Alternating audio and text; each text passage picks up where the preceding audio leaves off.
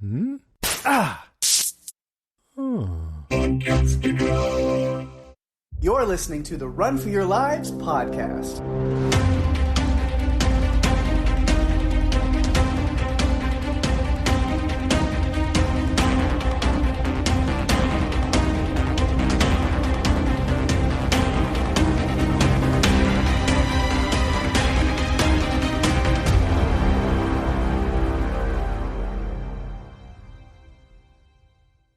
Hey everyone, welcome to the show. I'm Daphne.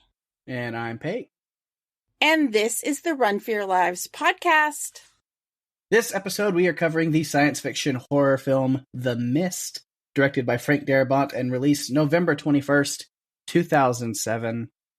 And this week, another special week as we are bringing in a special guest who's been here on the show before. I thought more recently than he has been, but apparently it's been about a full year. So I guess it's about time. Welcome back, Des. It's good to have you. Hey guys, thanks for having me. Yeah, if anyone remembers, he have you. Yeah, he was with us on Slither, which again doesn't feel like it was that long ago that we recorded that one, but I guess it was. It was. I didn't think of it either till Des mentioned it before we started recording this episode. Mm-hmm. He's just going to come on and cover anything that has tentacly monsters on it, I guess. That's yes. I just realized that too. Yeah, I was trying to find out if there are any other similarities between the two movies. But yeah, this it's a small town again. Yeah. Yeah. There you go. So there we are.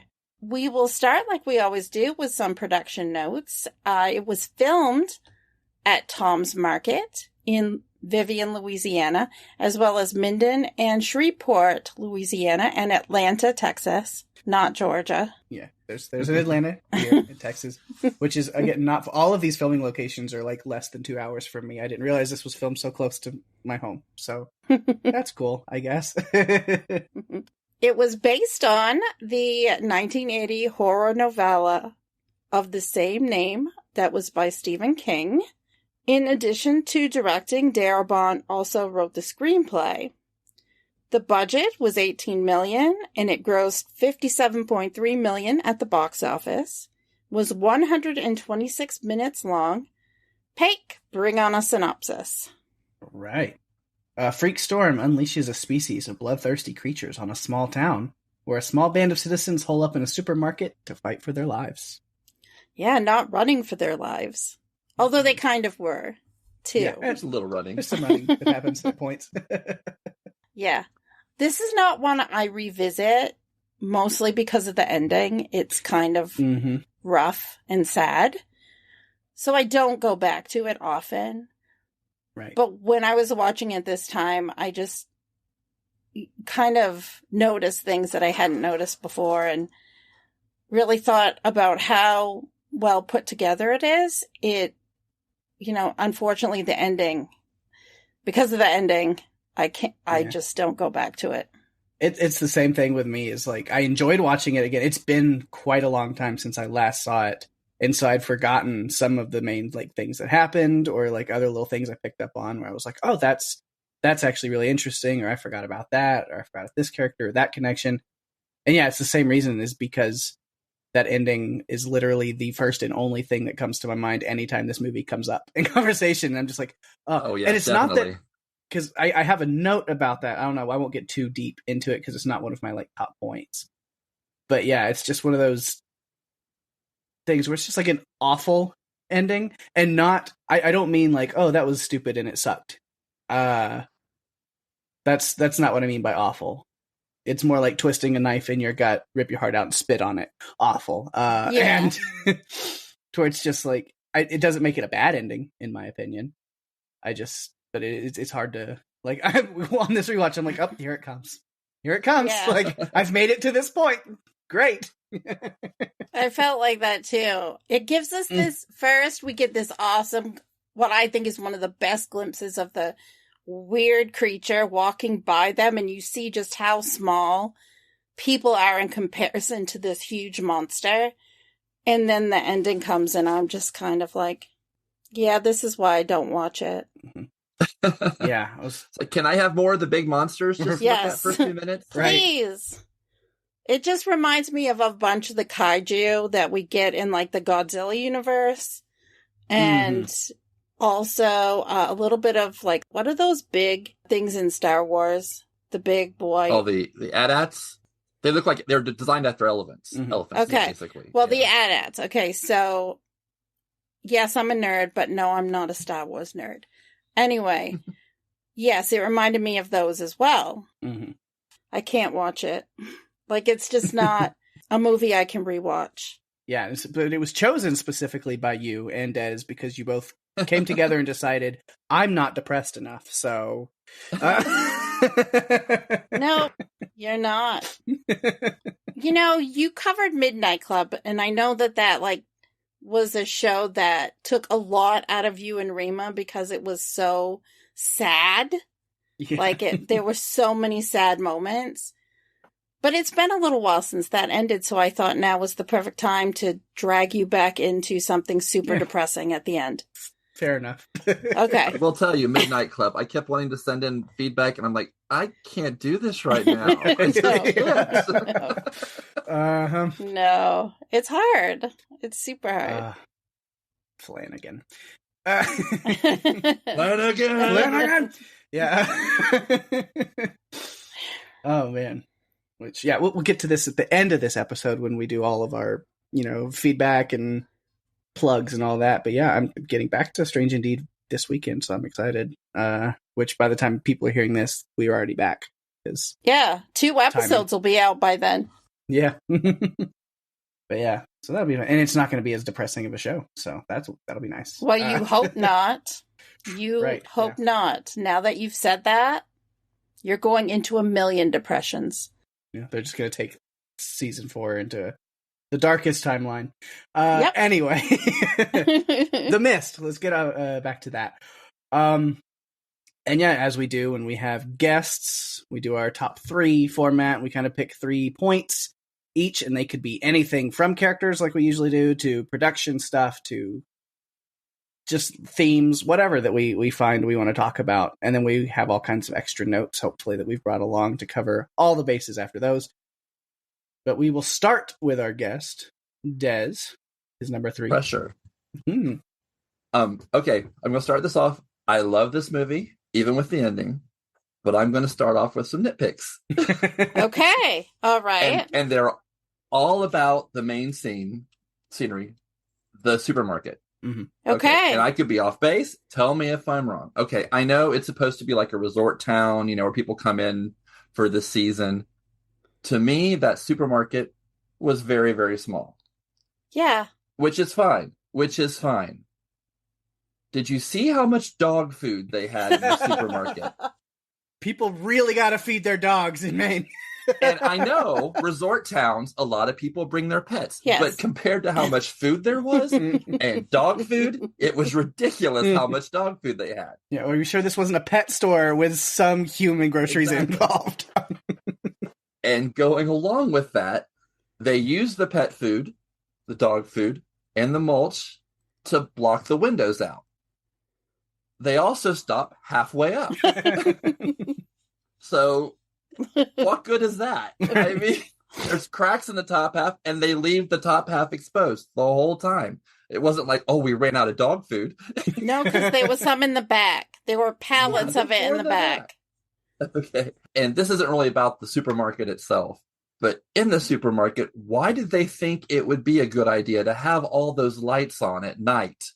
Drawing attention to them. It was kind of a weird little moment. Yeah, where they realize the locusts are drawn to the light, so they're like, turn the lights off, and then Jim's running around going, let's get all the lights on. And you're like, no, he said off, you dipshit.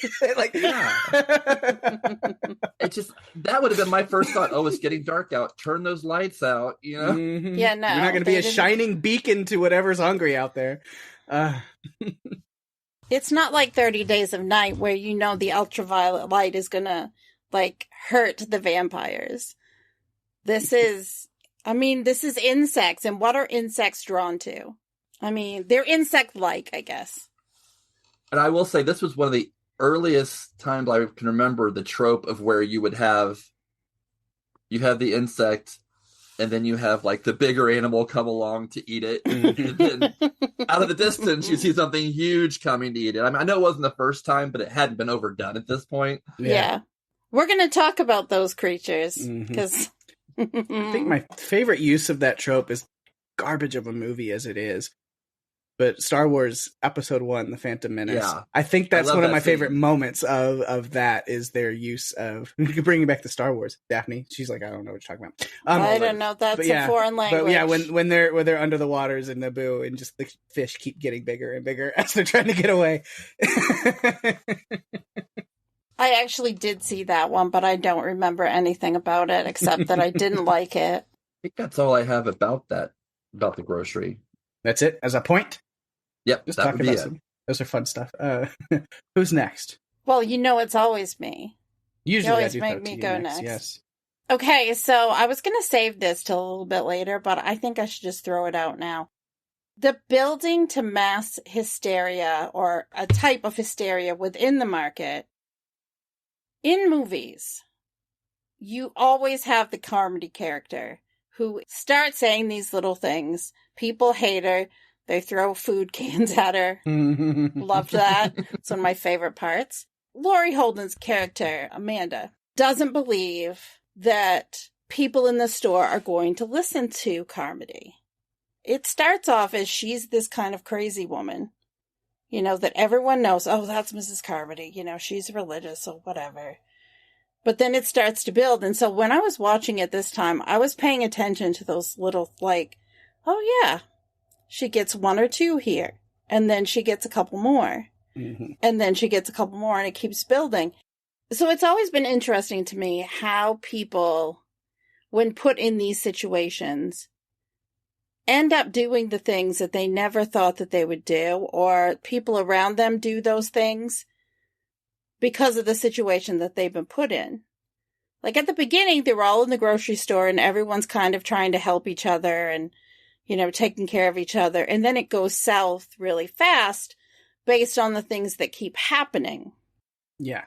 They had that discussion about it in that back room, because that's what David says is, she had 2 people, then by lunch tomorrow she'll have, by noon she'll have 4, and then by the time it's night again, she'll have a congregation.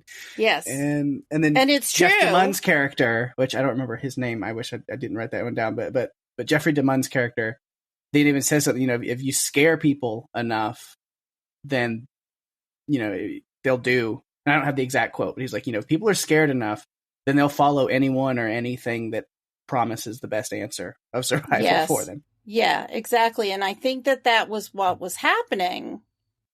They sent the soldier out the door. Like the butcher stabbed him a couple of times. Right. And that was Private Jessup. They shipped him right out the door after the other 2 had killed themselves. And no one thought anything of it. That scene right there reminded me of the Belko experiment in some ways, in this one section of the movie where things just completely go off that's when things are off the rails and it's over. Like it's gone. You can't come back from it.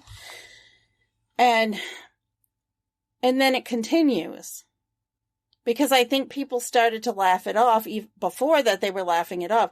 And Jim, in particular, who was one of the mechanics, he is this belligerent jerk most of the movie.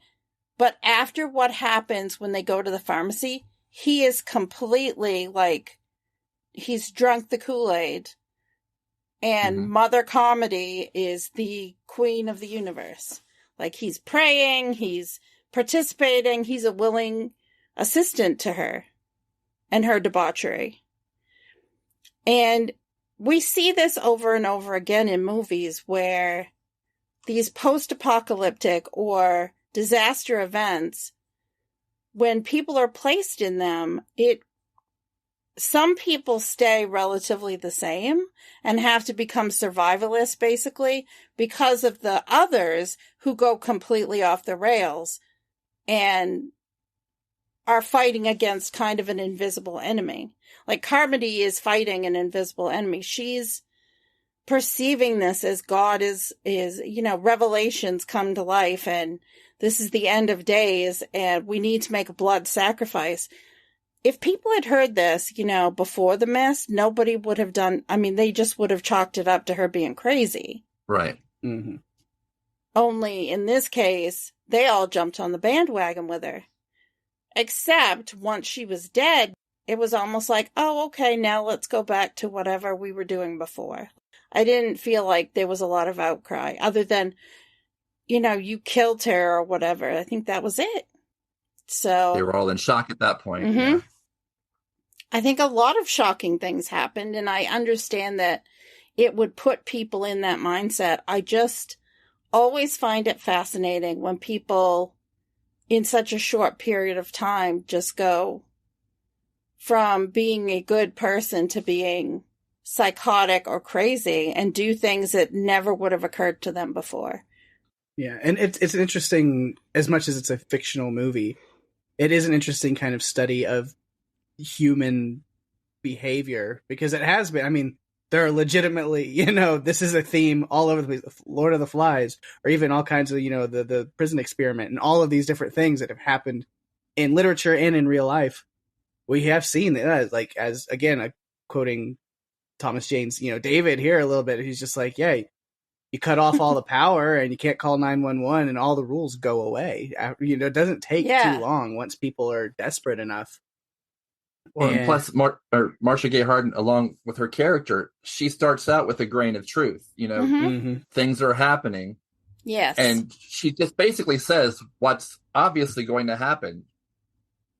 They already know that there was some kind of creature. Well, yeah, they're going to come back. Yeah, they're going to try to kill somebody. Yeah. It's not prophecy. It's common sense. Right. Honestly, I expected them to shred their clothes and tie ties around their head and just kind of be like... Start passing a seashell around. Yeah. I expected it. And you see this, this big group of people, and then by the end, it was just this, like, small group of, like, 7 or 8 people at the end that were still sane, and everyone else had gone off the cliff. Like, they were far in the land of Carmody at that point. Oh, no. I grew up in a church with a lot of Mrs. Carmodys. I could definitely see some of these people going the same route. Mm-hmm. Yeah. Yeah, and the people's reactions to it. Again, you talk about, Amanda, do you have that little faith in humanity? And Jeffrey DeMunn's character going, none whatsoever. Yeah. You were right. David says, as long as the machines are working, you can dial 911. People are decent. But you take those things away and you throw people in the dark and you scare the shit out of them, there's no more rules. And that makes perfect sense in this situation. Yeah. So, my first point, I guess it's kind of combined Carmody, hysteria, kind of the madness that came about. I'll just add on to that because, my first point was Mrs. Carmody. And just, again, that kind of arc and what we see happen there. This like over religious, you just need to add to the fun, right? Yeah. I think what's really interesting about her is really, if you look at it and break it down, she's it really is scarier than the monsters that are outside in the mist. Yes. She's a bigger threat, honestly, through most of this movie. She's kind of just a terrible person. Like, I'm just begging for some tentacles to bust in and shut her up at any point. But isn't it always the people? Like, you think it's going to be the monsters, and it isn't. It's always a human being that is the biggest antagonist. Yeah. And so, yes, I've got some like kind of random notes about her. You've covered a lot of the arc and the theme, but when the locusts bust in, she gives her best trash can man impression to one of them, which is nice. Oh, yeah. My life for you, right? Yes. Yeah, and then you did mention, you said it was probably your favorite scene, and I think definitely with me, with just a toss of a can of peas. Oh, Irene. Mrs. Repler was my new hero. MVP Irene. And then I love her coming back. Stoning people who piss you off is perfectly okay. They do it in the Bible, don't they? And I got lots of peas. Peas. It was perfect. It was perfect. I was so ready for that at that point because she just got more and more deplorable as the movie went on. And anytime somebody did something to shut her up, I was on that. It was good. Yeah, because then later, I was like, well, she's back at her preaching again. Someone got a can of peas? Which then, there's a lot of great like lines and instances surrounding her from other people. Because, when they realize that she has kind of built this group together, I like Ollie, which Toby Jones, man, it was so good to see him. Love him. Great character actor. Been in all kinds of stuff. He's one of those guys, Yes. But I like his line when he goes, "Welcome to Sesame Street. Today's word is expiation." Yes, I wrote that down. Me too. To where that's when we really see, that even Jim has hopped aboard the cuckoo train. He's full in. And then, you talked about Private Jessup, which, that's like real. This psychopath at this point is really going to go the route of blaming it on God's wrath of science. Pretty much just science in general. It's just walking on the moon and then going, a few other things. But destroying the secrets of life that only God above has any right to. It's like, you're mad at science, at exploration and understanding things. Like, oh, man. That sounds very familiar, though, to some people that I've read about that, in the newspaper or online that are science deniers and have a reason why, and they like to toot their horn and right. But what's their answer to this science problem? Let's literally resort to human sacrifice, sacrificing Private Jessup to the big monster outside. It's evil, pure evil. Give me a can of peas. No, 2. Or a potato gun. I mean, you are in a supermarket. Can't you make one? Right. And so, then kind of the end of Miss Carmody, as we talked about, our group of sane people decided to slip out first thing at dawn, make a go for David's car with some supplies. But cult leader Carmody is waiting for them with her Kool-Aid clan, and she's not going to allow them to leave because of God or whatever. That's where Myron grabs a nearby weapon. You see what he grabbed. It's the best weapon. I've mentioned it several times. He grabs a can of peas. He's like, I know this works. It's done it before. I don't know if his aim would be quite as good as Irene's, but I'm down for him to give it a try. Yeah, but that's where I don't think that's the first time Irene's done a can of peas either. I know she's had practice. That is her weapon of choice. Imagine her, and she's a teacher. Do you think maybe in the classroom she throws things at the kids? Not in a bad way, but like in a smart in the heck up way. Maybe? I once had a teacher who threw a stapler across the room, so seen it. But then it's kind of at the point where Miss Carmody just really fully snaps, where she is calling for the death of the non-believers. Kill them all. Starting with Billy and Amanda. Yep. Bring me the boy, kill the boy, and the whore. When she said, we want the boy, all I could think of was Lost. Honestly, going back to Walt. And, oh my God, we want the boy. And I just remember watching that episode and being completely freaked out. So when she said that, it just took me back there. Oh man. Yeah, so that's where Ollie, shooting champion Ollie, which somehow kind of makes sense. I don't know. Shoots her twice, once in the gut and then in the head. Job well done, employee of the month. No, employee of the year. Yes. Ollie does a lot of things and says a lot of things in this movie that make, he should be employee of the year for everything that he accomplished. I loved what he just kind of really, because when you first see him, because it's when Miss Carmody walks in at the beginning of the movie and David's giving him this like, good luck and putting up with that, and he's like, and he seems like this very meek kind of guy. And to go to the point where, he's talking to the manager, Bud, before things really are realized what's going on. And he was just like, you know, oh yeah, go ahead and write names up on the paper if you want, but for now, shut the fuck up. And you're like, okay, Ollie's he's gonna take care of business. And so with him shooting Miss Carmody, and I loved the way he looks at David and he's like, I wouldn't have shot her if there was any other way. And he goes, I know, that's why I said thank you. Yeah. And it's just, and so for Ollie to then go pretty quickly after that, it's like, oh, kind of sad. I was hoping he'd be in it for the long run, but I guess nobody really was. So no, that was very sad. How he ended up. I mean, blood all over the top of the car. Mm-hmm. He deserved a better way to go out than that, I think, but I'm not sure there was a better way in this movie. At least he didn't tie a string around his waist and walk out, you know, a couple hundred feet and then get dragged, his lower half get dragged back. And I'm like, but the biker, he had some little interactions with Carmody that I liked. There was one point wrote where that down too. Yeah, he was getting ready to go out and he basically told her, I believe in God and I don't think he's the asshole you make him out to be. Yeah, yeah.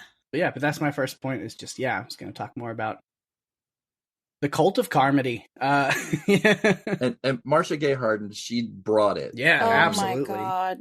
And in each scene she's in, you can see that they've physically made her just a little bit more disheveled. Like her shawl, like her sweater is like coming off her shoulders more and more, and her hair is getting a little more ratty, and her speaking is getting more intense, and it's just she just amps it up every time, physically and verbally, and it's a great performance. Does she have a scriptwriter right behind her? You know, for the stuff that's just coming out of her mouth. I think that she definitely embraced this role. I also think that Carmody's been waiting for this. I mean, so she had to play someone who has been waiting for the end of days, like wanting it to come. The point when the insect-like creature came over and landed on her, and I was thinking, oh, good, thank God she's going to get it. The first time I watched the movie. Didn't realize how long she was going to make it in it. And she's not really afraid. It's kind of like, okay, well, I'm going to go when I go, I guess. It was just, she's been waiting to have a congregation, and she got it in the supermarket. The Church of Carmody was built. I feel God in this food house tonight. Yeah. So right. I think Des. Okay. Well, Carmody was going to be my second one. Okay. So I was going to save this one. This is just, I don't know if it's actual foreshadowing, but when you watch the movie, knowing the ending, every few minutes they're just like, no, don't do this, don't do that. I mean, like, first of all, you're like, stay home, fix the window, then go to the grocery, you know? Yes. Take care of the window. And then they get to the grocery, and, you know, when they first pull out the gun, I'm like, no, not the gun. And then when Toby's firing, you're like, oh, wait, how many bullets are left? How many bullets are left? Like, just shoot her once. Just shoot her once. Yeah. Right. Let her bleed out. Let her bleed out. So much. In the parking lot. Like, just leave the gun on the hood of the car. Just stay in the car. Yeah. Like, you don't need it. It's not really going to help you. I did one thing, the way that the last scene that we got of Carmody when she's like laying in a cross position and she's got like a blood halo, I thought that was pretty cool. Like, on the nose. That they did that. It was. Oh, and also when Big Bill just saying to his dad, promise me you won't let the monsters get me. Ever. You know, it's like, no matter what, the monsters can't get me. Don't say that. No, never. Oh, that's not the promise you want. No. I promise you that. You don't want that promise. Yeah. Not a good one. You should show something different, like cake.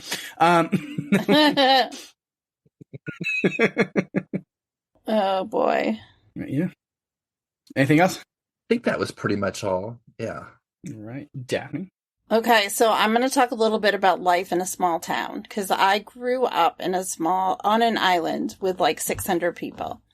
And there are things that were in this movie right from the beginning that were very much things from a small town, like stuff that you would see. Everyone knows everybody else. Like Irene was talking to different people in the store because she probably taught them, and she even mentioned it with Jim when they were getting ready to go to the apothecary. She's like, "Jim Grundon, I had you in school, didn't I?"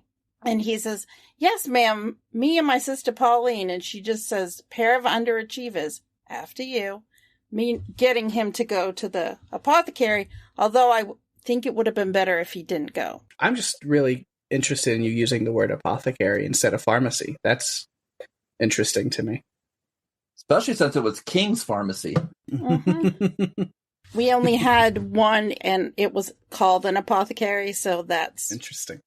Yeah. Picture him with the little grinder. Yep. I know, it's like, and they're wearing plague masks, and there's like all... Yes. Yes.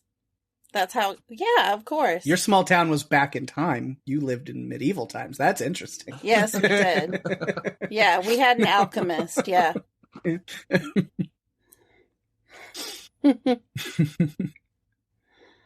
Yeah. Anyway, continue.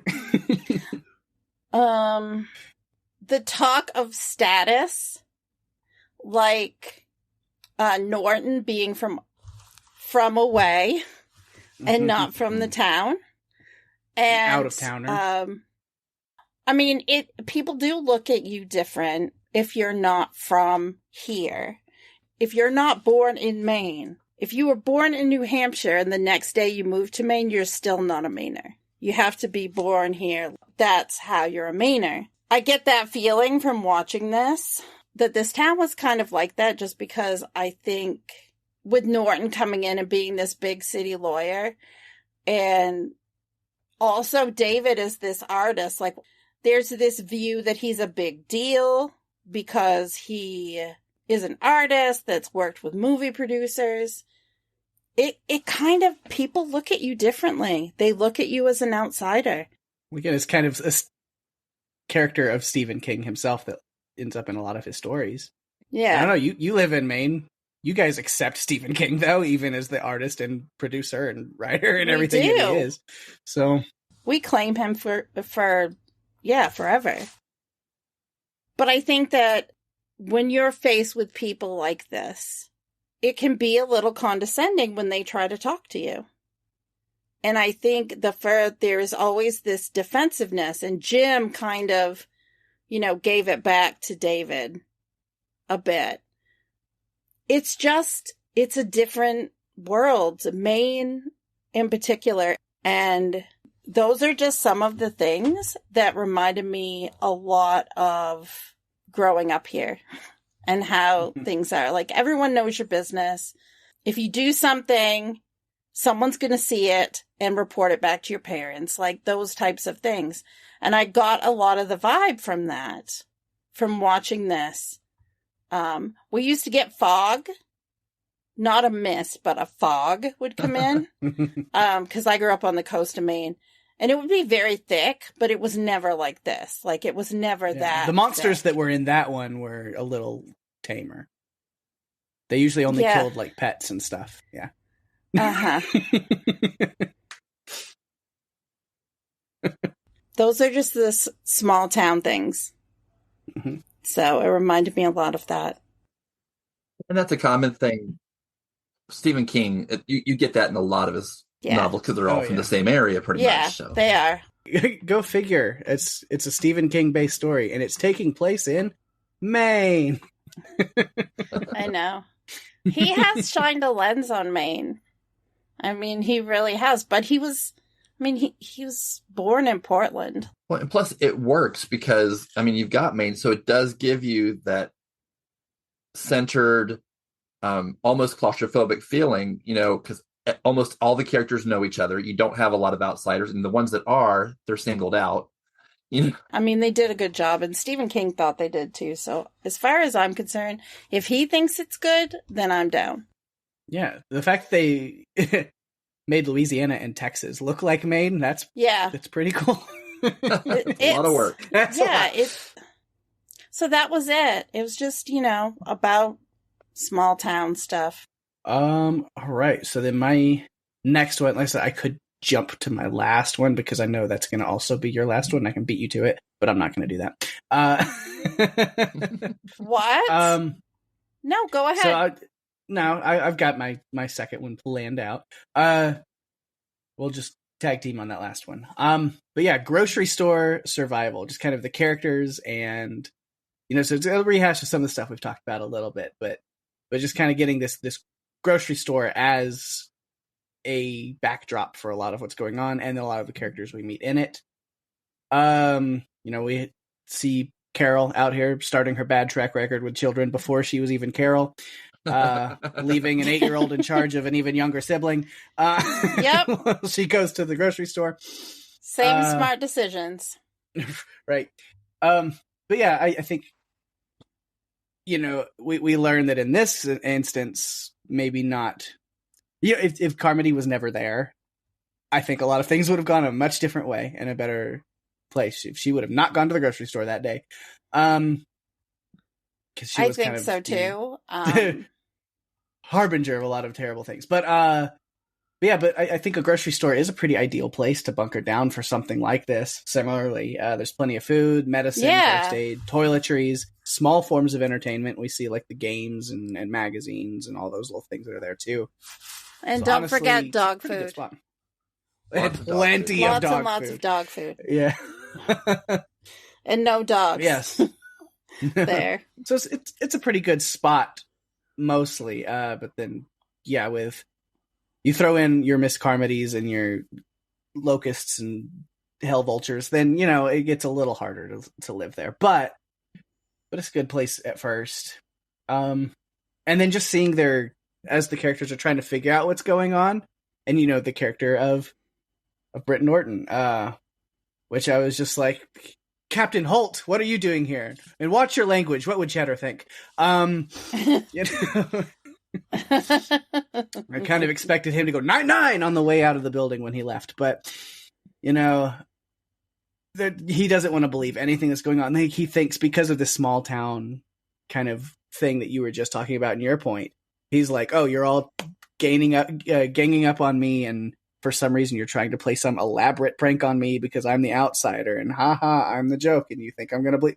It's like, man, why do people think that? Why do they think there's an elaborate prank going on? Even Bud at first, the manager, which that's maybe one of the most unbelievable parts, is he thinks that one Budweiser is going to make them imagine tentacles.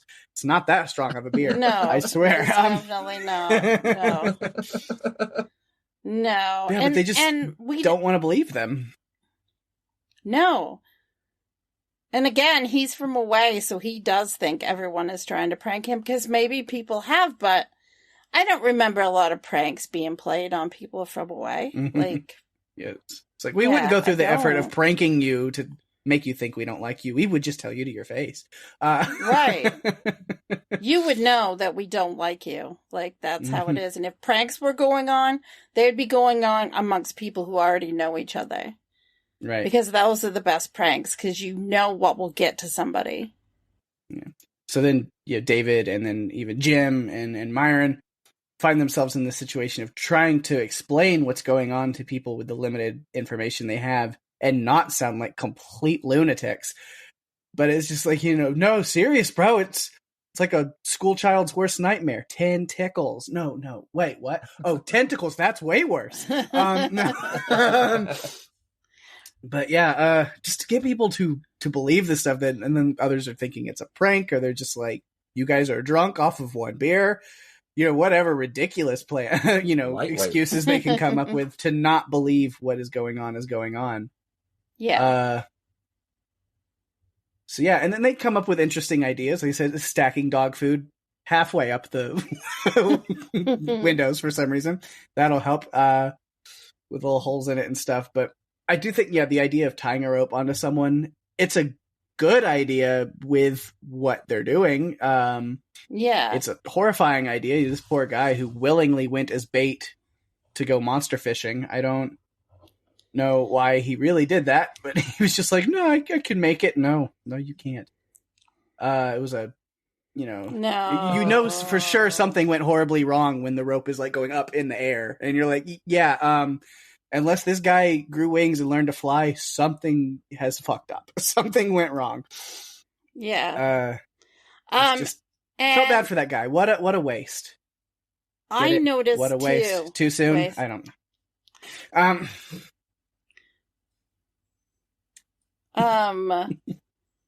I just noticed them with the rope thing, and all I could think is this is going to be rope burn. People are going to cut themselves on it because it's going to happen. It's going to happen. Yep. And it did. And I was just wondering, did the monster bite him in half, or did the rope actually just cut him in half? Because I don't know which one's really worse. You know? Yeah. I'm thinking the cut in half would probably be the worst. Yeah. Yeah. Just have like rope burn, literally like a just piece of twine, like saw its way through you. Yeah, pretty terrible. Ugh. Yeah, and things keep getting more and more intense within this grocery store. Yeah. It is no longer the mecca of safety. People are dying. They're scared. Mrs. Carmody's getting into people's heads, getting dangerous to the non-believers in the near future. So they know that leaving is risky, but it might end up being the better option. David's saying he parked pretty close, so it might be worth the risk to try if they hurry. But first, we'll go to the pharmacy next door for meds and supplies. It's also kind of their test run. I notice when they get to the pharmacy, the doors are open. Of course, it's all misty inside, so great. That wasn't the safest place either, but the first thing they grab as supplies is a Hellboy comic. That's the first thing David goes for. Priorities. And of course, badass Irene at it again with the flamethrower bug spray. She is amazing. First pick drafting her on my apocalypse survival team. I call Irene. She's amazing. St. Elmo's Fire was probably her favorite movie. Yep. Yeah. We get 2 that died in the pharmacy run. And so then even though the rest make it back to the food house, Jim's real fucked up from the whole experience. That definitely traumatized him and turned him right to Carmody, which not exactly what I would expect to happen. I figured more he would just like crawl up into a fetal position in a corner in an aisle somewhere and just stay there. But no, he like again, why didn't I write down the name? I don't know. But Mr. Jeffrey DeMunn. Dale. We'll just call him Dale. Dan. His name is Dan. Dan. It's close enough. Dan Miller. Yeah. So as Dan says, you scare people bad enough and they will cling to whoever claims to have the answers. So clearly Jim was scared shitless. But out of all these people that we meet there, we don't know how a lot of people end. We have our group and we see that ending, horribly depressing ending that we talked about. I don't even have to go into detail about it, and I really don't even want to. Maybe if you wants to, you will. But me, I'm like, if you know, you know. If you've seen it, you saw it. I don't want to talk about it. So we know how that goes. But then, we don't know what happens in the den of dumbassery there at the store. Everybody who's left there, we don't get the aftermath of that story. Maybe staying there in the store ended up being the best survival choice. Well, especially after they got rid of Carmody, I feel like things were going to be okay. And I also think that it was good that they let Bud back into the store when he got away, because things got a little bit crazy out in the mist when they were trying to get to the car. I was happy. Not making it to the car was the best thing for him. Yeah. Yeah. Yeah. And so, surprisingly enough, the people the one that we see did survive was Melissa McBride's character and her children. Yes. Yeah. We see her on the army trucks at the end with her kids. Yeah. Did you guys go through and call the characters their real names, or the ones that we know from The Walking Dead? Did you call them? Well, Carol. Carol. She doesn't have a name in the movie. Woman with kids. The woman with kids at home, I think, is what she's credited as. So, however, Morales was easy because he was also credited as Morales. Yes. So Juan Gabriel Morales. Yeah. Same thing. Yeah. I was like, I can't remember your name, Laurie Holden, so I'm just going to call you Andrea. Yeah. It's the Darabont. Yeah. To be fair, she played the same character in both shows. Kind of was. Yeah. Yeah. I mean, I just called him the Darabont crew. It was like clear that he had his favorites from this movie and then cast them when he was showrunner of The Walking Dead. Like, it's... Yeah. I think that was very clear. And I mean, Denise Huth was also involved in this movie. Greg Nicotero was also involved in this movie. Yeah. It's like, oh, yeah. I think that's all I've got. It's just kind of, the grocery store as a backdrop and the characters that are there, and just, what we see as what works and what doesn't work as survival methods there. So, Des, if you've got one last main point. Okay. I would mention the special effects. Between practical, I don't know how much of it was digital. I think for the time period, for a Stephen King movie, the effects were very good in this movie. I mean, with one exception, but in general, I mean, I think the tentacle, scary as shit. If you watch the black and white version, it's seamless. I mean, I bet that is the much special better. effects are really, really good. Yeah. The tentacles were not great CGI wise. They don't hold up all the way. Yeah. They still look incredibly scary and creepy, but they don't hold up CGI wise. But I could imagine in black and white, some of those edges are trimmed a little bit there. The only part of it I didn't care for was when the insects, when you got up really close on their face. Oh my God. It reminded me the Jeff Goldblum version of The Fly. Yes. When he was, help me. I did. I was expecting them to start talking. Honestly, the faces on those insects, yes. Mm-hmm. They almost were cartoonish to me. Like, yeah. I'd have to agree on that. But I mean, at the time for Stephen King movies, this was before It, and it was after, the first batch of movies. So, I mean, they weren't pumping as much money into Stephen King movies as they had used to. So I think for what they did for special effects in there, I think we're pretty good. Yeah. My favorite special effects were really the creatures in the fog, like within the fog, because it doesn't take as much effort because you can't really see every single thing, but it is still very effective. Yeah, when you're focusing more on silhouettes and kind of what you Shadows. don't see, or just a little bit you get, Yeah, you have to use your imagination. I thought, though, the pieces of... when the tentacles were ripping the skin off the bag boy, I thought that CGI was really bad. Like, I don't think it was very good. The skin coming off. Not the tentacle, but the actual, that part was... Yeah, that was one of the parts that really benefited from the black and white version. Yeah, I bet it did.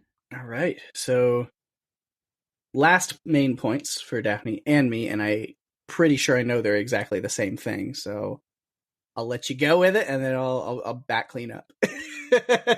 You think you know, and now I'm thinking, I don't think it is.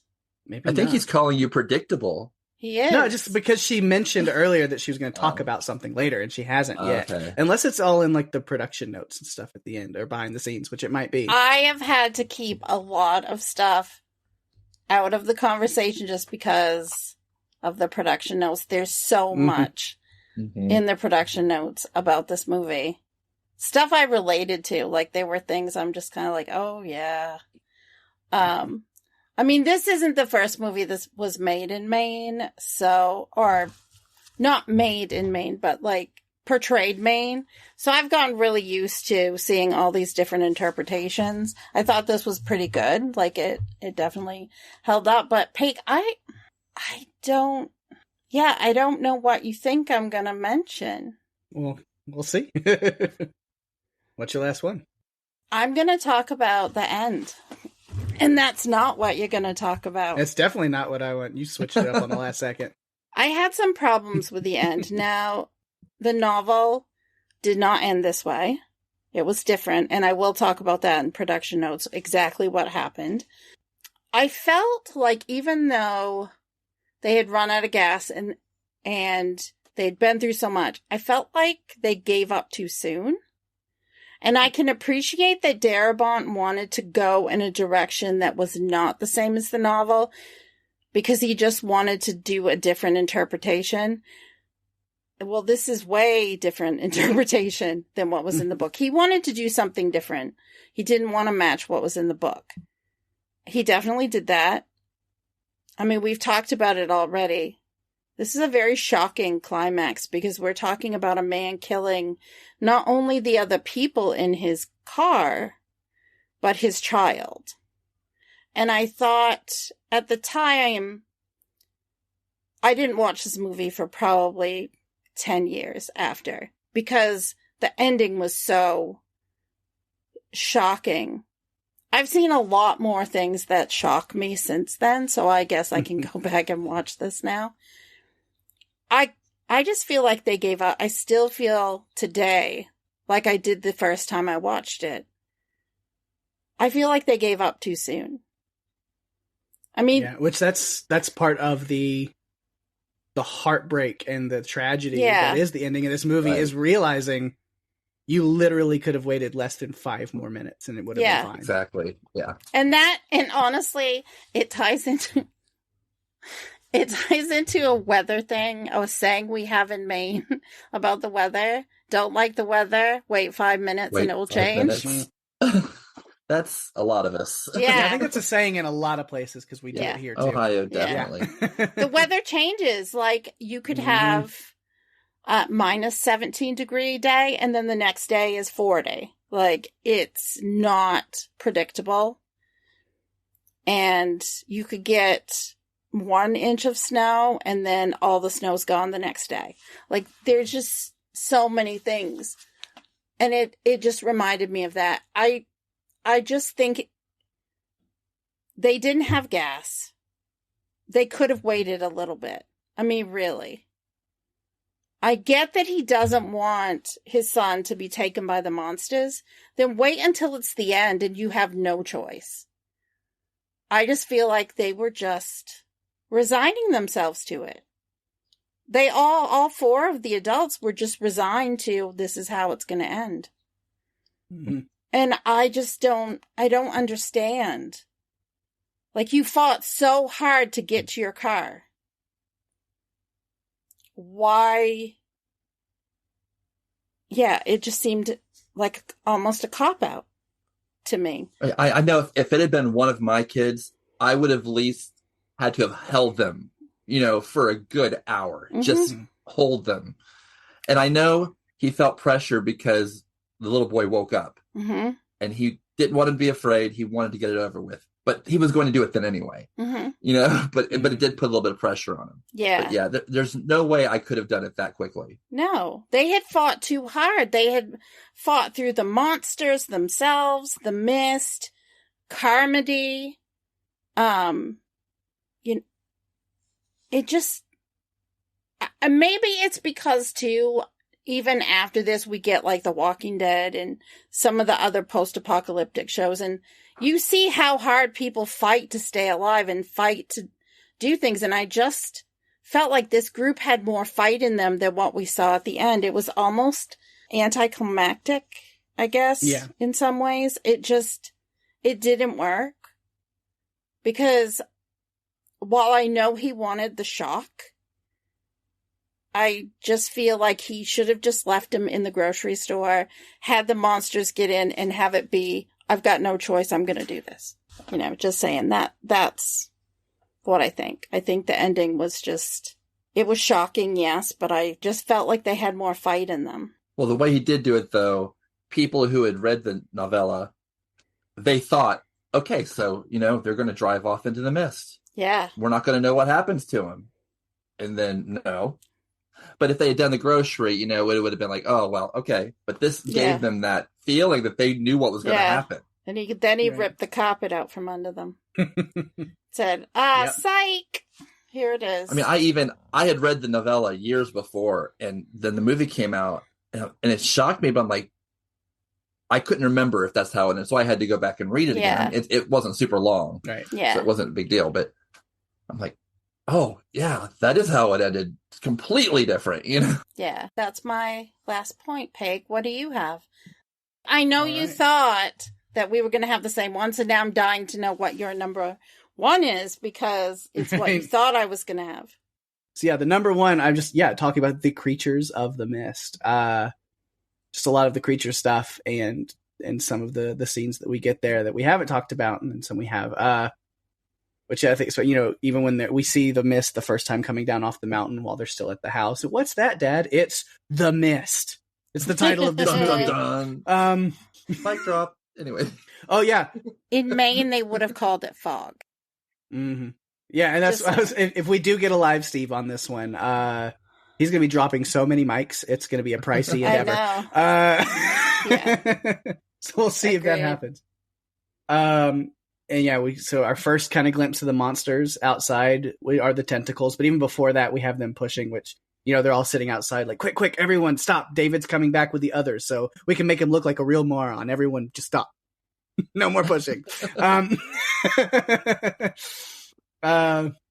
I talked about nobody wants to listen to David, and so now Norm is gone, and he's pulled out into the mist by creepy, spiky murder tentacles.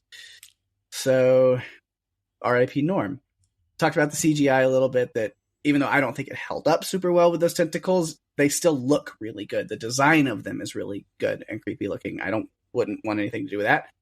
And then the one thing I didn't understand really is this tentacle piece that they lopped off, and then they use that as proof for Bud and Brent and then he pokes at it with a stick and then it dissipates into goo. I know. And I was like, well, why did it wait that long to do that? Very thoughtful of the tentacle to wait until at least the manager came back to confirm that it existed before doing that. Oh my God. But then the next thing we see, of course, yes, it was great. Giant locusts with stingers. Now it's getting really revelations up in here. Don't give Miss Carmody more ammo to use to blabber on. But then we get these evil giant vulture creatures with no feathers, which they set on fire, one of them. And I was like, great. Not just this flaming hell vulture, but we also get a guy, Joe, who set himself on fire and part of the store. So that's a big old oopsie.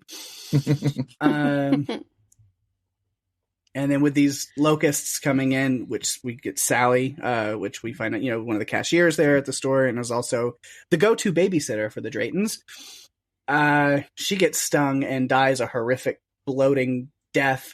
Oh, so gross. Man, I'm surprised that she's the only person that got stung, honestly. Right. As much as they're flying around and getting blasted out of the air and whacked and set on fire and stabbed and shot, that she's the only one that got stung. Well, with the budget, and they only needed to see one, just to know what happens. Well, and Ollie was great. That's when we really get to see that Ollie, that gun, he was good with the gun. Yeah. He was good. He takes out one of the vultures, which traumatizes Hattie enough to just let her decide she's done. Yeah. But then, when they go over to the pharmacy, that's creature design. I was like, yikes. Monster spiders with scary faces and acid webs that can fill their victims with eggs that make me think of Monster Hunter. If you know, you know. Remember when we covered that movie? I love that movie. Yes, Monster Hunter, for sure. God, those spiders, though. Again, it's been a long time since I've seen this movie, mainly because of the ending, as you were saying. And so when they get to the pharmacy and they start noticing the webs and the MP wrapped up, I had totally forgotten about the spiders. And I was like, oh, God, oh, shit. No. Yeah. The bodies are just basically incubation ports for them. To make more creatures with silly faces. Which I love. I love a good spider monster character design. So I think they did a great job. Again, it's the faces on them that look almost human, but I think it worked with the spiders, where I'm like, just makes them extra creepy. And then they have these kind of porcupine quills on them, and it's a great design. It really is. And then that's when we find out with this MP who is full of spiders, that the soldiers kind of do sort of know what happened. The MP is saying it's their fault, and that's where we get with this questioning of Private Jessup. The Arrowhead Project is on the mountain that they talk about early on in the movie, where it is this military science, military and government science project that they have been trying to create an opening between dimensions, and something went wrong, apparently connected to the storm that they had that night before that shorted out something and kind of made the whatever interdimensional gates they're working on go a little haywire. And so these creatures and their mist crossed through from another dimension. So no, they aren't from hell, but they are from another dimension, another plane of existence, and that's kind of the explanation we get on them. And I'm glad that that's kind of where it stops, that they don't go too much further with it. I never watched. They did make a TV series for Netflix out of the mist in 2017, I believe. I never watched it. It was canceled after the first season. I did. I watched it. Yeah, I didn't, but I was doing a little bit of digging into it, like, well, what was the series like? And it's very different characters, different. Whole different backstories. It's very changed from what I understand. But I think one of its biggest downfalls from the little article I was looking at was that they tried to explain these creatures too much. Yes. And what really makes these creatures work in this film, and I haven't read the novella, but I assume also in that, is the fact that we don't know anything about them is what makes them the scariest. Yeah. And so I do like that they give some explanation as to why they're here, and it kind of helps to be like, yeah, no, Carmody is completely crazy, because you really hope they're not going a Revelations end of the world situation, and so there is this like scientific explanation for them, but then they just leave it at that, and I like that. And then we talk about them getting out to the parking lot, where it does not go great. Ollie gets nabbed by the big clawed one. The spiders get Myron and Cornell, with a Wilhelm scream on Cornell. That was fun. And then Bud has to go back to the store. And then they take off in the car, which that is quite a heavy-duty vehicle for a painter. I don't know why he has that truck, but... But he lives in central Maine, and roads are not always the greatest. And he has a house on a lake. Yeah, so it works. It makes sense. Yeah, and so, they go back to the house. Of course, unfortunately, Mrs. Drayton did not make it.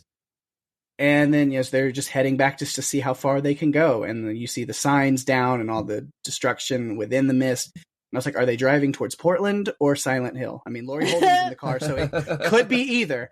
Yes. That was her, wasn't it? Yeah. Yes. Yeah, she played Sybil, she had a lot more leather on in that movie. And that's, kind of before they break down, we get that, we talked a little bit about that creature. So to talk about the creatures, that last big creature that we see, which I was like, damn, that thing is huge. And it really shows the scale of this mist and kind of what they're dealing with. So that's kind of weird. So when the mist then just kind of rolls away and the army comes in, I was like, well, what'd they do about that thing? I know, it seemed to disappear very quickly, and I don't feel like they took care of it. So I think it was still out there. Right. How much does this spread? Is there really... Yeah. It's left on a very depressing but still kind of open ending. Like, how much are they actually taking care of things? I mean, we see the military there has flamethrowers. They're like, lighting up egg sacs that are on trees and things like that. But how much are they actually really going to be able to fight back? I can tell you, there's a lot of trees in Maine. Yeah, I mean, if it's just the spiders and the locusts and the vultures, sure, I think they'll be fine. But we've seen the tentacle monster and the claw monster and the giant at thing that you mentioned. So, I mean, they've got a lot more they're up against than just things that are pretty easily handled by military. But even the spiders, if they miss one sack of eggs, yes, and it will multiply. I know I don't have to point out how much forest land we have in Maine, but it's going to take a long time. A real long time. Yep. So, David Drayton is not out of the woods yet, so to speak. I'm pretty in my mind, I keep thinking, he's just like going to go somewhere and kill himself, like immediately. You don't just move on and live with what he just did. That's rough. Yeah, But so that's my last point. Creatures. Normally it would be, but I also felt like you were going to bring that to the table, so I didn't really think I needed to. Yeah, I mean, we both want to talk about them. That's why this podcast exists. So. I know. All right, so any extra notes? I'm sure I have a lot, but Des, of course, keeping in rotation. I'm sure this is in there somewhere. The poster art. obviously, when the movie starts, he's working on the gunslinger or the Yes. Dark Tower, whichever Yes. you want to say. Yes. Did you see over to the right, his left shoulder? There's two paintings hanging there. One of them has someone holding a red balloon, Mm-hmm. and there's one of a clown next to it. So I'm assuming something to do with it. Yeah. On the other side, there's a poster from The Thing. Yeah. Yes. And there's another one.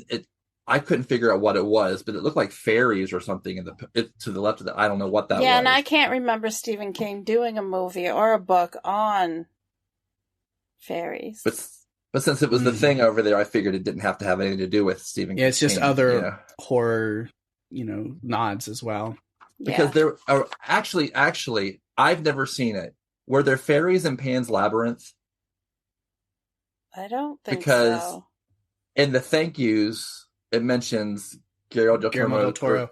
Oh, there's a reason for that, but I'll have. And it says somewhere in the movie his poster for that movie's in there, and I didn't see it, so I'm wondering if that was it. It might. I don't remember. I will say this: he was working on that. He knew it was a storm. Why did he leave it where it was, right by a big window? Well, you don't expect a tree to yeet itself through a window that often. Yeah. Pake. In Maine, anything is possible. Trees fall down all the time. Well, they fall, but like I said, it straight up yeeted itself through the window. It dove through that window. It was coming in.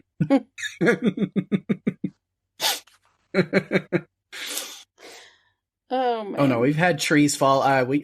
Back at my house, my dad's house where I grew up, we used to have a nice deck around a pool until a storm happened, and that deck doesn't exist anymore. Oh, no.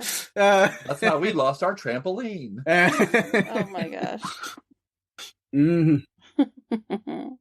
But, any other notes? Fun stuff? Well, we've already mentioned, Denise Huth was a co-producer, and Greg Nicotero and Frank Darabont. I had a bunch of quotes. I had the Canopies. I had the Sesame Street. Mrs. Carmody talking to Amanda. The day I need a friend like you, I'll just have myself a little squat and shit one out. Man, for such a holy woman, she had quite a mouth on her, didn't she? She did. But you know what? She was really up close and personal with the porcelain god, because that's where she went to light her candle in Prague, was the bathroom. She got on her knees in front of the toilet, was praying.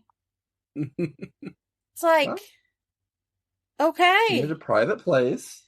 Yes. Mm. Oh, and what was the other one? When you mentioned about the biker saying about how he didn't think God was the asshole that she was making him out to be, her response, you take that up with the devil when you run into him. Yes. You just chat it over at your leisure. It's just Marcia Gay Harden's delivery on some of these horrible lines. I mean, she was great. I mean, she's great. Yeah. She dove in. I think that's what I've got left on notes. Everything else was said. Well, I have a couple of things. We already talked about the paint. I couldn't understand why he left the painting there. So I actually made some funny notes when I was doing this. There was one point where Dan took a pointed handle from a mop and drove it into someone's head. And I thought that was his practice ahead of time for The Walking Dead, being, taking out Zeds. Then there was another moment when I wrote, and Jim found Jesus, or Mother Comedy, because that's what she was also referring to herself as. Mm-hmm. And, we already talked about this, but Ollie saying to David, I killed her, and he just, thank you, Ollie. Like, a big relief. That'll do, Pig. Gone. That'll do. It's like, oh, God. And I think finally, Ollie and Irene were two of my favorite characters in this movie. Irene was a badass. You don't think Yes. that she's going to be when you see her because she's an older lady and she's a teacher and you just expect her not to have all that inside. But when she grabs that can of peas and chucks it, Yeah, but this isn't the absolutely. first time Frances Sternhagen's been a badass in a Stephen King movie. That is true. That is true. You want to talk about that, Des? Well, she was in Misery, and I know there was another one, but I can't think of it. Misery, she was the flirty wife of the sheriff. Yes. Yeah. Very smart mouthed. Yeah, Misery is one I haven't watched that many times because I can't stand the hobbling scene. It gives Ugh. It's me rough. Yeah, it's very Hey, it's rough. better than the book. But again, talk about like just despicable characters that are brought to life by incredible acting. God, Kathy Bates. I know. Yeah. How many people had nightmares after watching that movie? Like thinking she's gonna go, you're gonna wake up and she's gonna be standing there.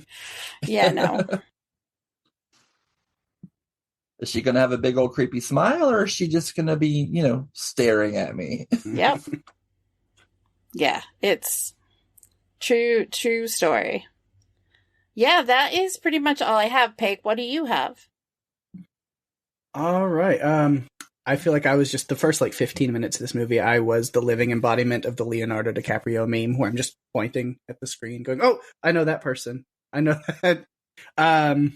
So just different things. Of course, I got to make the reference. I said retired from his time on the vegan police force. Thomas Jane spends his time painting portraits of the gunslinger now. And Yes, Captain Holt from Brooklyn Nine-Nine, Andre Braugher as Brent Norton, mentioned that. Toby Jones, always good to see him. I mentioned that. And then the Darabont crew, we talked about that. It was like Laurie Holden, Juan Gabriel Pareja, Jeffrey DeMunn, Melissa McBride. Let's see. When David is in the back dealing with the generator and he turns the generator off and then he just starts bumping into everything and hitting his head and tripping over stuff, I was like, that's me anytime the power goes out. Shit. God damn it. Bitch. all profanity. Yes. As soon as you start bumping into everything. Yeah. Mm-hmm. It's true. I liked his line a lot to Jim after Norm gets killed. And he's really kind of berating him and he beats the hell out of him for a second.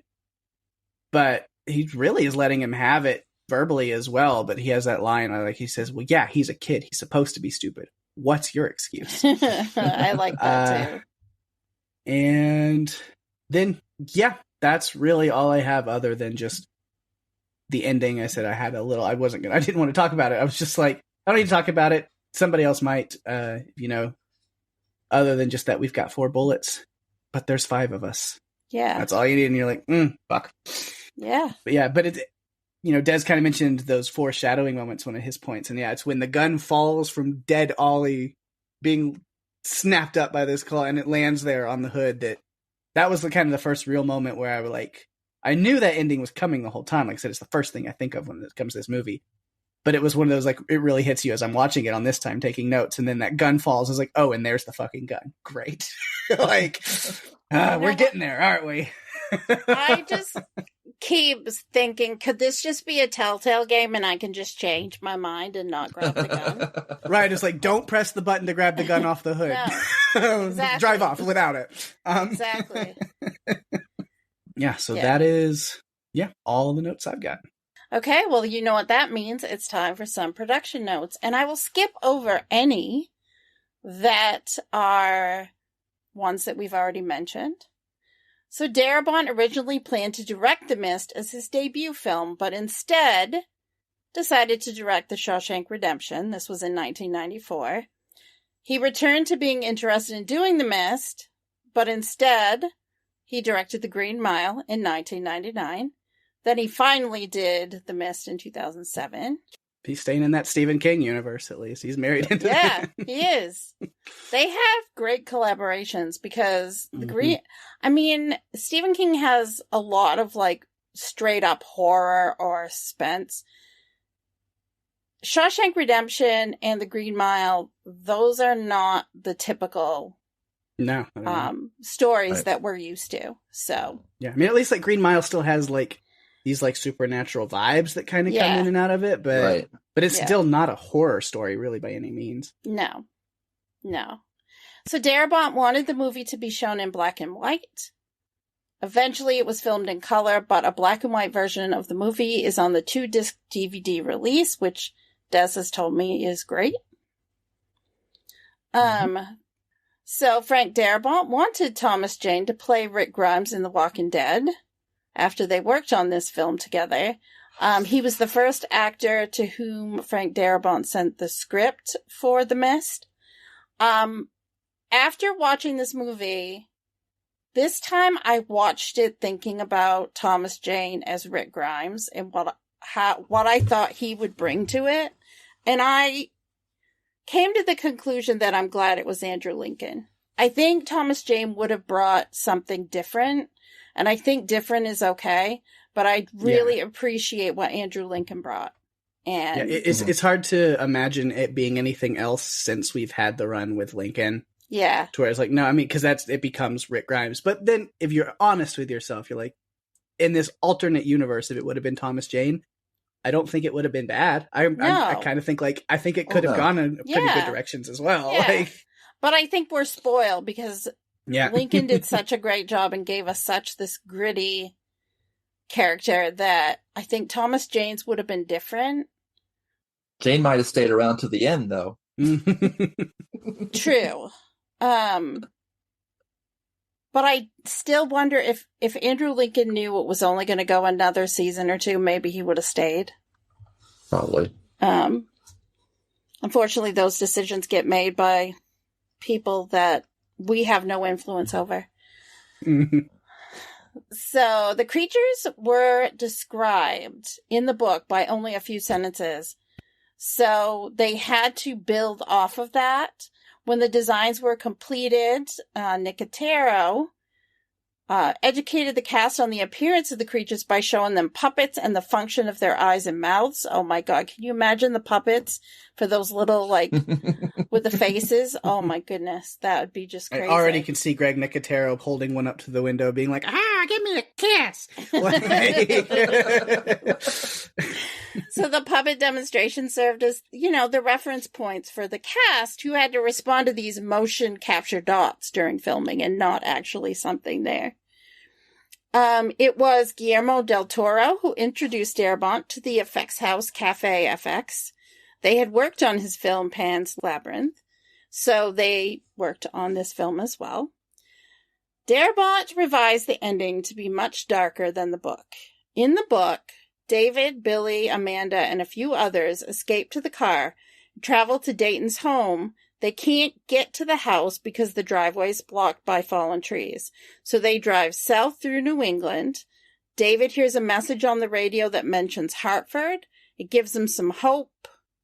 So it's much more hopeful. But King actually liked what Darabont's ending was. He thought it was good. During an action scene in the film, a man runs into a wire-rotating bookshelf in the grocery store. If you look carefully, you can see that all the books on the shelf are written by Stephen King. That sounds right. Wouldn't most shops in Maine just have Stephen King only? We love him. He's an icon. We don't read anything else here. No. They must all be scared all the time. So Bridgeton, Maine is a real town in Cumberland County, Maine. No, I've never been there.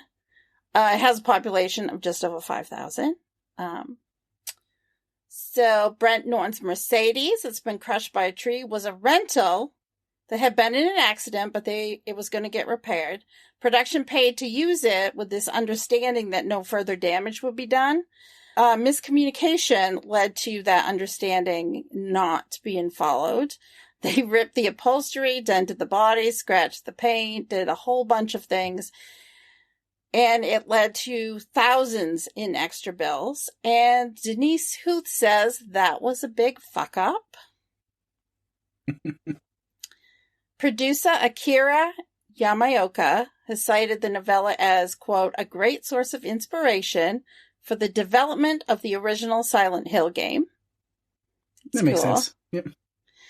In 1985, Mindscape released an interactive fiction computer game based on the novella. The description was, while you are on a routine visit to the supermarket, a sinister thick mist rolls into town, swallowing up everything in its path and trapping you. Can you escape amidst the ensuing panic and make it out of this poisoned and bug-ridden town? It was basically a text-based game. There were no graphics or anything. And then finally, a TV series based on the novel premiered on Spike in June 2017. The name of the town was changed from Bridgeton to Bridgeville, and the story only resembles the novel with respect to there being mist, mentions of Project Arrowhead, talk of sacrificing someone, and there being creatures. I was really not a fan of it. I liked it up until a point, and then it was kind of like, I could appreciate what they were trying to do. I don't know if it was the ending or what it was, but I wanted to love it, and I didn't. I watched it. I don't remember hardly anything about it, except for the fact that I was like, why do these people keep going out into the mist? They know that's the thing you're not supposed to do. Yeah. There's really one rule. They took refuge in a mall, which I think it's a good idea. Like, if I was going to take refuge somewhere, that's exactly where I'd want to go. Unfortunately, now I think it's too mainstream and everyone would go there now. Except for most of the malls around here now are gone. You know? That's true. Ours are all dead, except for like one. That's true. But I did hear a rumor that they wanted to turn empty malls into residential housing for Gen Xers. And I don't know about that. I don't know. You want to go sleep in an old JCPenney's desk? Well, I'm sure they'll be heavily renovated. It's not going to look like a mall. I mean, but they are the closest one to my house. They are talking about definitely doing that. It's been sold. Oh, you know what? You have to go when they do it. If they do tours, like for purchase opportunities, you need to go and take pictures. I want to see what this looks like, because I kind of think they should keep some of it like the mall, and then have little pods. Have a game room. Yeah. Have a food court. Yeah. You know? Why not? Yeah. A food court. Can you? Oh my God. That would be amazing. Like literally, we have a Bass Pro at one end. We have a Kohl's. And I think that's all that's open in the entire mall. And those are on the ends of it. Well, they could keep those open. And then, renovate the rest of it. It'd be kind of like a gated private community. It could be fun. I think that'd be okay. Yeah, so that's all I have, Pake. This was, nice. It was interesting. I like when we dive into Stephen King stuff because I can talk about his connection to Maine because he's from here. We did leave one Walking Dead actor out of the list. We did. Yeah. There were 4. There's 5. There's 5. Sam Witwer. Who did he play? Private Jessup. Yes. Was in the pilot episode. He is the dead zombie in the tank. Oh my God. Ooh, interesting. And they were supposed to do a whole episode with a flashback about it. He was told this when they signed him on to do it. Interesting. That's cool. And this is not a Walking Dead podcast, but I feel like I have to say, I think they missed the boat on a few episodes they could have done, like backstory things, like what happened to Sophia. I mean, we know what happened to Sophia, but what happened to her between when she got separated and ended up in the barn, I think that could have been interesting. They did the Bicycle Girl episode. I think the guy in the tank one would have been interesting. I mean, we could have seen what really went down on the streets of Atlanta.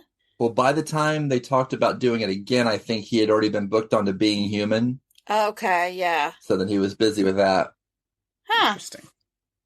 Well. That's a fun tidbit. I didn't realize. Yeah, nice. That's great. All right. So we've done it. Thanks again, Des. Yeah, thanks for coming Always on. fun to have you on here. Now you can start thinking about your next movie. Next Maybe February? another year. Yeah. Let's plan on that now. What has tentacles? What has tentacles? We've already covered some good ones with tentacles. Mm-hmm. I know there Got time are to more. figure it out. Yeah. It's just no Japanese tentacle porn. We can't do that. Oh, I don't know No. about that. Oh, we got feedback phone ringing. I'm gonna have to go check that out. I have a feeling we're gonna get some on this one. I hope so. Let's see. All right, we do have a little bit of feedback this week. Of course, Tony over on Twitter coming through first. I'll let you take that one to balance things out. Okay. Well, Tony, thanks, Tony, as always, for sending in your feedback. She said, I love this movie. I think it gives us an incredible cast, great monsters, and an incredibly shocking ending that breaks your heart. I love the book, and this movie is pretty loyal to the source material. Mrs. Carmody was just awful. One of my favorite villains. Agreed. Mm-hmm. Absolutely. And then we hear from Barbie on this one, writes in, saying, I've been waiting to watch this, or I've been wanting to watch this. Now I've got the added motivation. Yeah, absolutely. It's been out a while, so yeah, you've been waiting. So, and I know as much of like a Stephen King fan as you are too, Barbie. But yeah, definitely worth checking out. And after you do watch it, then yeah, leave us your feedback and your thoughts on it. We'd love to know what you think as Absolutely. Well. So if you'd like to submit feedback like Tony or Barbie, you can do so a number of ways. You can find us on Facebook and Instagram at Run for Your Lives Podcast. You can find us on Twitter at RFYL Podcast. Email us at runforyourlivespodcast@gmail.com. And if you're enjoying the show, tell your friends. We're available on Spotify, Apple Podcasts, Stitcher, and pretty much all other podcast players, including YouTube. Go to runforyourlivespodcast.com for all the links you'll ever need, and give us a review on Apple Podcasts, as that's the best way to share the love and get us out there even more. We really appreciate it. Yeah, we do, of course. And speaking of sharing the love, got to give some shout outs to things going on in the podcast universe around us. Starting with my other podcast, Strange Indeed. Me and Rima are back, and we are covering Netflix's You Season 4, Part 1 right now. The first part is out, first 5 episodes. We've already got episodes up for the first 2 episodes. So if you're watching that show, you can go check out our coverage of the first 2 episodes right now on Strange Indeed. And we'll be doing the other, I was going to say other 3, but really the entire rest of the season week by week. Because by the time we get episode 5 recorded, we'll be rolling right into them dropping the last half of the season, and we'll just keep rolling through. So that'll be really fun. I'm really liking this season. Big fan of the show. And without spoiling anything for people who don't know anything about it or haven't seen, they took kind of the formula of those first 3 seasons that you know about the show and turned it on its head. And they're doing something very different thematically with this season that I'm actually really excited about and stoked to see how they keep playing it out. So it's been a lot of fun. And then, of course, Podcastica, the network here we're on, has so many things going on all the time. It keeps growing and growing with shows for everyone and everything. So definitely lots for you to check out. If you are a fan of The Last of Us on HBO, definitely go check out The Cast of Us. They covered the 5th episode this last week, and that was incredible, as all episodes have been. They're still doing the live reaction shows over on YouTube, the Podcastica YouTube, right after they air on HBO. So check out Cast of Us and Podcastica on YouTube for all the Last of Us greatness. So many good things going on. If you're a fan of Poker Face over on Peacock, then you can check out the Murder Magnets podcast, Murder Magnets Poker Face podcast with Penny, Jason, and Jade, covering episode 6 this week. And then also on Disney Hulu, the Extraordinary cast on the show Extraordinary, Greg and Penny covering episode 3 this week. The Revisited podcast, Kristen and Ben covering Lost, season 5, episode 9 this week. They're going back over rewatching Lost, so that's been really fun. Go check out as well. And then over on the Cast of the Rings, yes, they are covering the Lord of the Rings TV show over there, The Rings of Power. And so even though, yeah, that's still been over with, they did a special episode this week over there. Anwin and Penny are talking about The Lord of the Rings, The Two Towers. That movie might have a cameo from one of those hosts. Who knows? You might have to go check it out and listen to it to find out.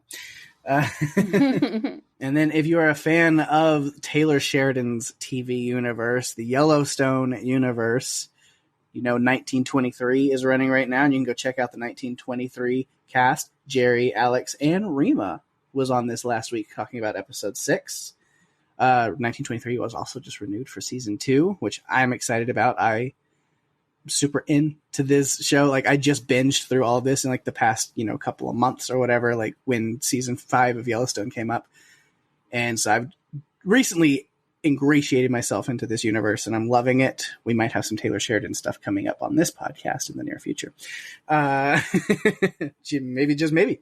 So yeah, 1923, go check out Alex and Jerry on their coverage. And like I said, Rima was on this last one. I might try to get myself in on this season at some point too. It's been good.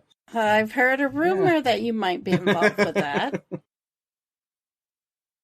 And then lastly, of course, TV Podcast Industries. Go check them out, covering The Last of Us as well. And Disney Plus's The Bad Batch Star Wars series there.